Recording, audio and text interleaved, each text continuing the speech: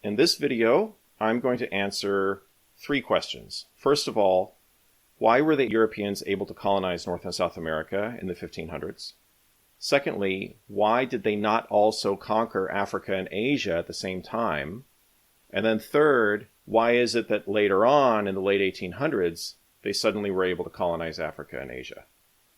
So first of all, that first question, why were the Europeans able to conquer North and South America? It's not what a lot of people think. A lot of people think that the Europeans were able to colonize the Americas because they had better technology. And that's not really true. The Europeans did have some technologies that the indigenous peoples did not have. So they had ironworking, they had gunpowder weapons. But those things in and of themselves were not sufficient. There are actually a lot of myths surrounding the European colonization of the Americas. I'm not really going to get into them in this video. There are myths like the Aztecs were overawed by the Spanish. They thought the Spanish were gods. They were scared of the horses that the Spanish brought. All that's not true. The Europeans were able to colonize the Americas not because they had better technology, but because they had diseases that the people of the Americas did not have resistance to.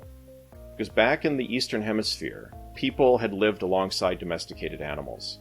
And when you live alongside other species in very close proximity, sometimes diseases will jump from some other species, from your livestock, to humans. By and large, humans in the Western Hemisphere did not live alongside animals in close proximity. And that meant there were fewer pathogens jumping from other species to humans in North and South America. So they had fewer diseases. When the Europeans and the Africans came to the Americas, they brought with them the pathogens that existed in Europe and Africa. And they came to the Americas where the people had never encountered these diseases before, and the indigenous people of the Americas died in very large numbers. During the first 150 years after European contact, roughly between the years 1500 and 1650, the indigenous population of the Americas declined by 90%. It was 10% in 1650, what it had been in 1500. So because the indigenous population was so devastated by the pathogens brought over from the Eastern Hemisphere, that made it possible for the Europeans to colonize North and South America.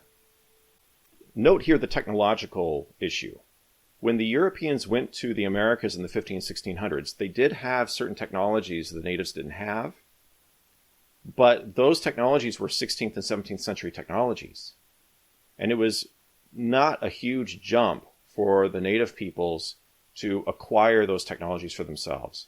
So the Europeans brought horses with them to the Americas, and then the natives adopted horses into their cultures and used horses themselves. The Europeans brought firearms to the Western Hemisphere, and then the natives could acquire guns, and then the natives used guns against the Europeans. But things changed in the 1800s. So this brings me to the third question, which is why was it that all of a sudden in the 1800s, the Europeans were able to conquer Africa and Asia? All right, so let's recap here. So the Europeans arrived in the Americas in the 1500s, Spanish and Portuguese. Then in the 1600s, the English, the Dutch, and the French came to the Americas. They ruled over the Americas during the 1700s, and then at the end of the 1700s and during the early 1800s, most of the colonies in the Western Hemisphere became independent republics. And then there's a gap. And then in the middle of the 19th century, the Europeans began colonizing Africa and Asia. So the first question I was going to answer was, why were the Europeans able to colonize the Americas? And the answer is basically diseases. The second question that I was going to answer was, why were they not able to conquer Africa and Asia at the same time that they conquered the Americas? And the answer is diseases. The Africans and the Asians had the same diseases the Europeans had. And also, they had the same technology the Europeans had, for what it's worth. The Europeans were not superior technologically to everyone else in the world. And this is a misconception I come across sometimes. People have this idea that the Europeans were somehow super advanced in the year 1500 compared to everyone else, and they just went around blowing everybody away. That's not true. The Europeans were not more advanced than the other Asian and African kingdoms. When the Portuguese were visiting the African kingdoms in the late 1400s, they were interacting with them as equals. And they would talk about them like, here's another kingdom, it's the kingdom of Congo, and we're a kingdom and they're a kingdom. And that was the attitude they had at that time. It was only later on that the Europeans got an attitude of massive superiority toward the Africans. Okay, so now I come to the third question, which is, why is it that the Europeans were able to colonize Africa and Asia in the late 1800s? And the answer now is technology. Now it is. Because what changed was, beginning in the late 1700s, the Industrial Revolution started happening. And then it got into full swing during the 1800s. And the Industrial Revolution was huge. It is the most significant, most consequential thing that has happened to the human race in 10,000 years. Because it dramatically changed everything about how we live our lives, about everything, about how war is done, but not just war, about how the economy works, about what kinds of jobs we work, about what kind of lifestyle we have. Everything, if you look around in your daily life, every single thing that's there in your daily life is there because of industrialization, and would not be there if it had not been for industrialization. It's easy to overlook how important industrialization was. Industrialization meant that people found new energy sources, specifically the energy source of steam energy. And they were able to use steam energy to do things that people couldn't do before because they hadn't had enough energy to do it. They could make steel bridges and steel ships. They could make all kinds of stuff out of steel now. They could also machine guns, like make guns at higher precision than before. So they can make the guns more effective. And this is the real breakthrough in firearms technology. It was with industrialization. And also steam power could be used for transportation. You could power trains now. You can make ships go faster than before. So that gave the Europeans an enormous advantage over everyone else who had not yet gone through industrialization. So there is this brief window of time during the late 1800s and during the 1900s when Europeans and people of European descent had industrial technology and the rest of the world was still trying to catch up. And so there's this narrow window of time in which Europeans were uber powerful compared to everyone else.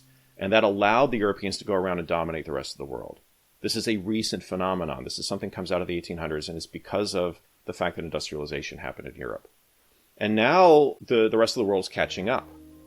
But because the Europeans got that early advantage, they got the head start, that locked in a structural advantage for Europeans and people of European descent ever since then.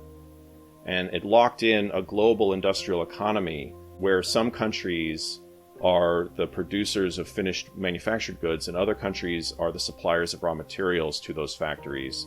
And there's this power differential and economic differential between different regions of the world now. Now, back in the 1800s, the Europeans were the first ones to industrialize. They were the first ones to take advantage of this military technology. And then they used that on the Africans and the Asians. And then in that way, they were able to conquer the countries of Africa and Asia and colonize them. Meanwhile, in the Americas, those colonies had become independent republics in the early 1800s, but they still functionally served as colonies to Europe. So even though they were nominally independent, they had a subservient relationship to Europe that was created by the Industrial Revolution. Because in Central and South America, they served as suppliers of raw materials for the factories of Europe. Now, in North America, they went through industrialization at the same time the Europeans did. And so they were actually on the beneficiary side of the Industrial Revolution rather than the subservient supplier side of it. And not understanding this timeline can lead to some misunderstandings about how the history played out. All right, so that'll do it for me. Thanks a lot for watching, and I'll see you in the next video.